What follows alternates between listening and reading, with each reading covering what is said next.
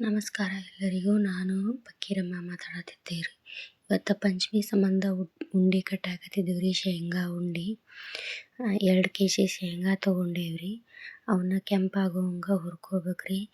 ಈ ಕಡೆ ಉತ್ತರ ಕರ್ನಾಟಕದ ಸ್ಟೈಲ್ ಶೇಂಗಾ ಉಂಡೆಗೆ ಕಟ್ಟಿ ತೋರ್ಸಾತೇವೆ ನೋಡ್ರಿ. ಕೆಂಪಾಗೋಂಗೆ ಹಿಂಗೆ ಹುರ್ಕೋಬೇಕ್ರಿ. ಅವನ್ನ ಹಿಂಗೆ ಹುರ್ಕೊಂಡ್ರೆ ಹಸಿ ಇರಲ್ರಿ. ಕಾಳು ಕ್ಲೀನಾಗಿ ಸಿಪ್ಪಿ ಉಜ್ತಾವ್ರಿ ಅವು. ಇಲ್ಲಿಕಂದ್ರೆ ಸಿಪ್ಪಿನ ಉಚ್ಚಂಗಿಲ್ಲ ಅವು. ಕೆಂಪಗೆ ಒಟ್ಟು ಫುಲ್ ಬ್ರೌನ್ ಕಲರ್ ಬರೋವಷ್ಟು ಹುರ್ಕೋಬೇಕ್ರಿ ಅದನ್ನು. ಅದಾದಮೇಲೆ ಎಲ್ಲ ಸ್ವಲ್ಪ ಆರಾಕಿಟ್ಟು ಎಲ್ಲ ಸಿಪ್ಪಿ ಬಿಚ್ಚಿ ಕೇರಿ ಇಟ್ಕೋಬೇಕು. ಮತ್ತು ಇವು ಪುಟಾಣಿ ಕಾಳು ಮಿಕ್ಸಿಗೆ ಹಾಕ್ಕೋಬೇಕ್ರಿ. 1 kg ತೊಗೊಂಡೇನ್ರಿ ಅದನ್ನು ಹಿಟ್ಟನ್ನ.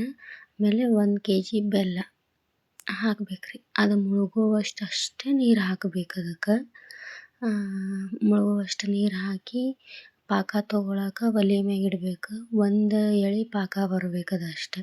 ಮತ್ತು ಭಾಳ ಏರು ಬಂದ್ರೆ ಮತ್ತು ವಯಸ್ಸಾದವ್ರು ಅದಾರ ರೀ ನಮ್ಮ ಮನ್ಯಾಗ, ಕಡಿಯಾಕೆ ಬರೋಲ್ಲ ಅವರಿಗೆ, ಗಟ್ಟಿ ಆಗಿಬಿಡ್ತಾವೆ ಉಂಡೆ. 1 ಎಳೆ ಪಾಕ ಬರುವಷ್ಟು ಪಾಕ ತೊಗೊಂಡು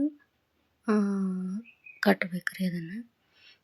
ನಾವು ಹಿಂಗೆ ಮಾಡ್ತೇವೆ ಈ ಕಡೆ, ಹುಬ್ಬಳ್ಳಿ ಕಡೆ ಹಿಂಗೆ ಕೂಡ್ಬೇಕ್ರಿ. ಅದು ನೀರಾಗ ಹಾಕಿದ್ರೆ ಹಿಂಗೆ ಕೂಡ್ಬೇಕದು.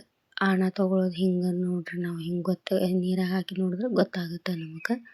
ಆಮೇಲೆ ಶೇಂಗಾ ತಂದಿದ್ವಲ್ರಿ, ಅದನ್ನ ಶೇಂಗಾ ಹಾಕ್ಬೇಕು. ಆಮೇಲೆ ಕಡಲೆ ಹಿಟ್ಟು ಮಿಕ್ಸಿಗೆ ಹಾಕ್ಕೊಂಡಿದ್ನೆಲ್ಲ ಅದನ್ನ ಹಾಕ್ಬೇಕು. ಹಾಕಿ ಬೇಯಿಸಾಗ ತಿರುಗಬೇಕ್ರಿ. ಅದನ್ನು ನೋಡ್ಬೇಕ್ರಿ. ಗಟ್ಟಿ ಆಗತ್ತೆ ಅಂದರೆ ಬಿಡ್ಬೇಕು. ಇಲ್ಲಕ್ಕೆ ಗಟ್ಟಿ ಆಗ್ಲಿಕ್ಕಂದ್ರೆ ಮತ್ತು ಇನ್ನೊಂಚೂರು ಹಿಟ್ಟು ಹಾಕ್ಬೇಕು.